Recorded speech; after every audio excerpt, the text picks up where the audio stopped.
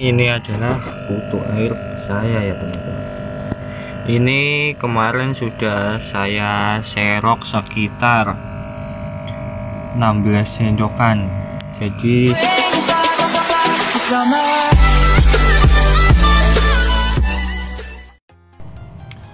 oke teman-teman, assalamualaikum warahmatullahi wabarakatuh. Sesuai thumbnail yang saya berikan, saya kali ini akan berbagi tentang bagaimana mudahnya kultur kutu air ya teman-teman. Sebelum kita lanjut ke videonya, buat teman-teman yang belum subscribe, jangan lupa subscribe dulu channel ini ya, dan klik tombol loncengnya agar teman-teman mendapatkan notifikasi video terbaru dari channel ini. Dan jika teman-teman suka dengan video ini, jangan lupa untuk like video ini, cuslah. Nah oke teman-teman, sebelum kita lanjut ke penjelasannya, kita lihat dulu untuk hasil kultur kutu air saya ya teman-teman. Oke teman-teman, ini adalah kutu air saya ya teman-teman. Ini kemarin sudah saya serok sekitar 16 sendokan. Jadi sekarang kutu airnya masih agak kecil-kecil ya teman-teman, karena yang besar-besar itu saya cerok kemarin ya teman-teman. Di sini kutu airnya itu menyebar ya teman-teman, nggak hanya di satu tempat saja ya teman-teman, nggak ngumpul gitu maksudnya. Bisa dilihat ya teman-teman. Di sini juga ada, oke, akan saya lihatkan.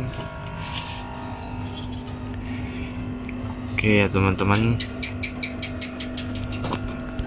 gini. Bisa dilihat ya teman-teman, kutu air semua ya teman-teman.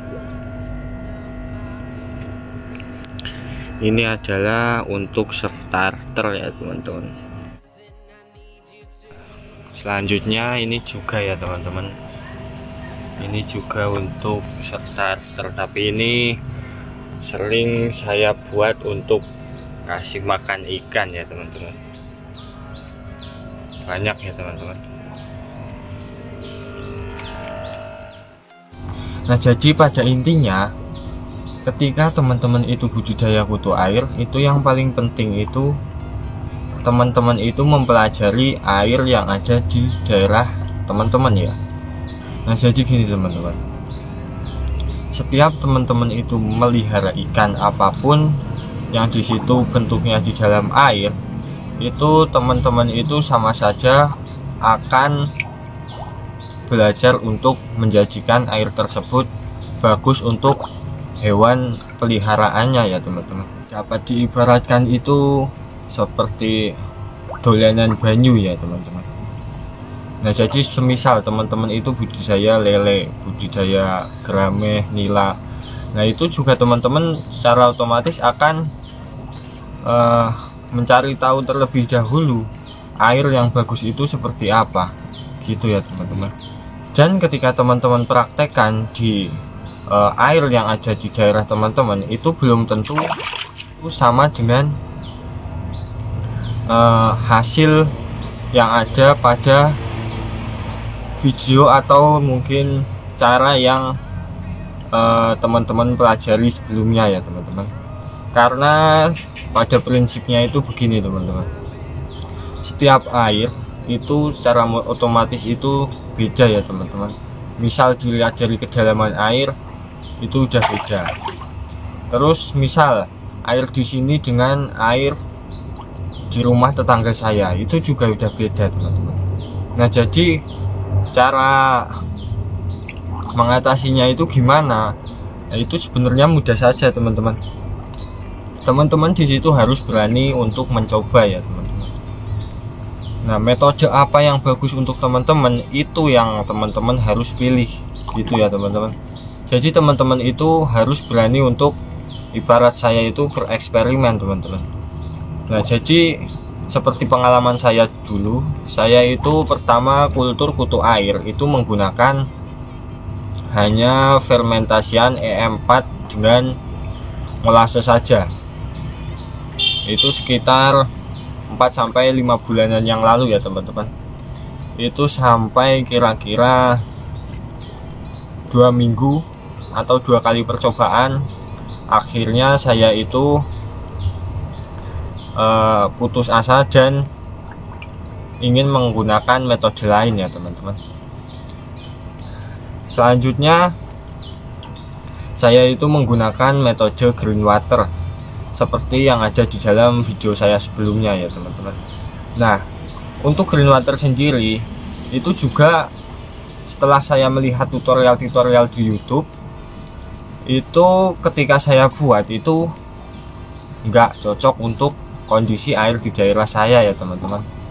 Nah, jadi saya membuat takaran sendiri untuk kondisi air yang di daerah saya. Di daerah saya itu untuk tanahnya itu tanah gambut ya teman-teman. Dan ketika kita gali kira-kira 10 meter itu sudah mendapati pasir gitu ya teman-teman. Jadi airnya itu jernih tapi kadar gizinya itu kurang gitu ya teman-teman. Nah, jadi saya itu selanjutnya menggunakan metode saya atau dengan cara belajar masih awal. Itu saran saya teman-teman itu harus berani mencoba ya teman-teman. Teman-teman untuk awalan itu coba dengan takaran yang ada di tutorial.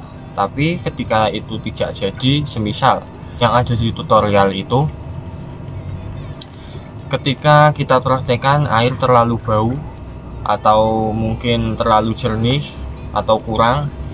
Nah, untuk terlalu bau itu sebenarnya faktornya itu satu, karena kebanyakan bahan kimianya atau kebanyakan yang difermentasi gitu ya teman-teman.